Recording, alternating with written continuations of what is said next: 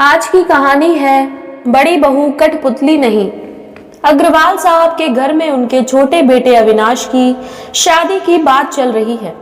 अग्रवाल साहब और उनकी पत्नी सुनंदा जी को बस अपनी बड़ी बहू संगीता जैसी बहू चाहिए। सुनंदा जी का कहना है, हमें तो बस ऐसी बहू चाहिए जो घर में सबसे घुल मिल कर रहे और हमारी बड़ी बहू संगीता की तरह पूरा घर संभाल ले। संगीता एक सीधी सादी पढ़ी लिखी और बहुत ही समझदार महिला थी। हंसमुख थी पर बहुत ज्यादा नहीं बोलती। संगीता बहुत सौम्य स्वभाव की थी। परिवार को साथ लेकर चलना भली भांति जानती थी। अपनी ससुराल के सारे नियमों को दिल से अपनाया था। सास ससुर के कहे अनुसार सब काम करती थी और कभी भी शिकायत का मौका नहीं देती थी। कुछ समय तक अग्रवाल साहब अपने बेटे के लिए लड़की की तलाश में रहे और कुछ ही दिनों में उन्हें एक लड़की अपने बेटे अविनाश के लिए मिल गई, जिसका नाम पूनम था। लड़की बहुत ही सुंदर और स्मार्ट थी। पूरे अग्रवाल परिवार में ऐसी रूपवती लड़की नहीं थी। संगीता ने देवर की शादी का सारा बोझ अपने कंधों पर ले लिया।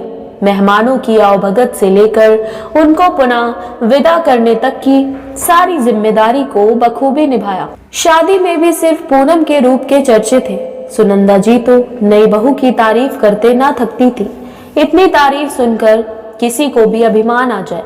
शुरू के 1.25 महीने तो सुनंदा जी ने पूनम को पलंग से ही नहीं उतरने दिया। नई बहू के बहुत लाड़ लड़ाए। पूनम भी पूरे दिन मम्मी जी करती और अपनी मीठी मीठी बातों में सासू जी को लपेटती रहती। जहां अग्रवाल परिवार की बड़ी बहू को सिर्फ साड़ी ही पहनने की अनुमति थी, नई बहू आने के कुछ दिनों बाद ये परंपरा भी बदल दी गई। पूनम पूरे दिन घर में ऐसे ही डोलती रहती और बस दिखावे के काम करती थी, जबकि संगीता रसोई में सारी तैयारियां कर लेती। फिर पूनम रसोई में पहुंचती और संगीता को कहती, भाभी आज मैं सब्जी बना लेती हूँ, जबकि संगीता सारे मसाले पीस कर तैयार रखती और खाने की टेबल पर सारी तारीफें पूनम बटोर लेती।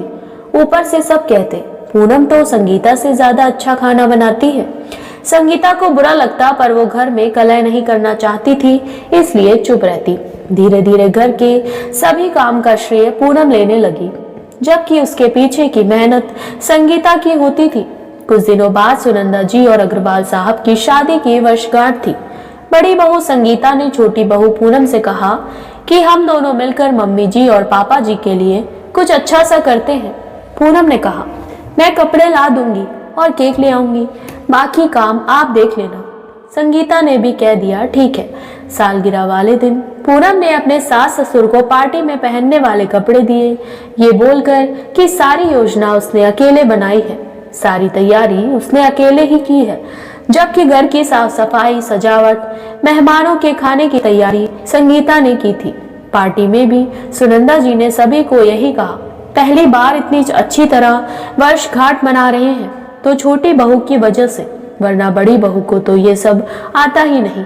हमारी पूनम बहू आज के जमाने की है, सारे काम फटाफट कर लेती है। बड़ी बहू तो ढीली है।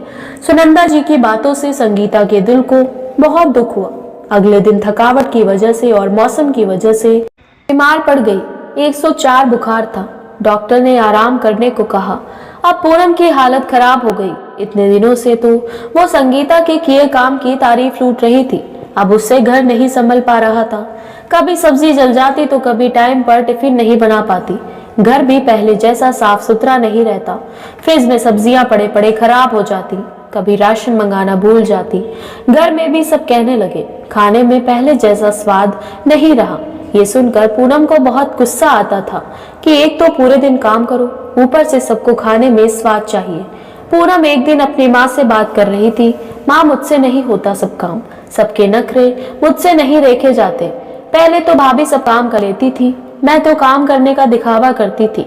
माँ मुझे कोई बहाना करके मायके बुला लो, मुझसे इन लोगों के लिए ये नौकर वाले काम नहीं होते हैं। सुनंदा जी जो अपनी सुंदर बहू के कमरे में कुछ काम से आई थी, सारी बातें सुन ली। आज उनकी आंख के सामने छोटी बहू की सच्चाई आ गई थी। आज उन्हें बात समझ आ गई, सोना कितना भी पुराना हो कीमती ही होता है और हाथी के दांत दिखाने के और खाने के और ही होते हैं। आशा करती हूँ आपको हमारी ये कहानी पसंद आई होगी।